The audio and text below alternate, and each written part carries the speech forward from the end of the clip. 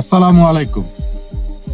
আমরা যারা বিদেশে থাকি, যাদেরকে আপনারা প্রবাসী বলেন, আমাদের সুন্দর সুন্দর ছবি, ভিডিও, স্ট্যাটাস পোস্ট করা দেখে এটা ভাবার দরকার নাই যে আমরা আসলে স্বর্গে থাকি।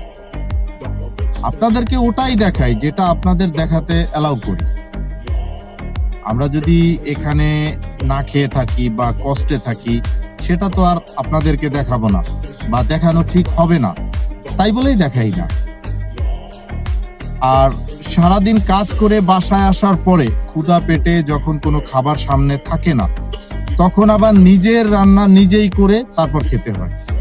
এখন এই পুরো বিষয়টা তো আর সোশ্যাল মিডিয়ায় আপনাদেরকে দেখানো সম্ভব না বা দেখানো ঠিক হবে না। বিদেশের বাড়িতে কিভাবে সবকিছু হ্যান্ডেল করে নিজেকে টিকিয়ে রাখতে হয়, সেটা দেশে বসে কখনো কেউ উপলব্ধি করতে পারবে না, এটা সম্ভব না। অন্যদিকে সাপ্তাহিক একদিন ছুটি পেয়ে যখন আমরা ঘুরতে যাই, ঘুরতে গিয়ে ভালো ভালো ছবি তুলে ফেসবুকে পোস্ট করি, সেটা দেখে এটাও ভাবার দরকার নাই যে স্বর্গে আছি।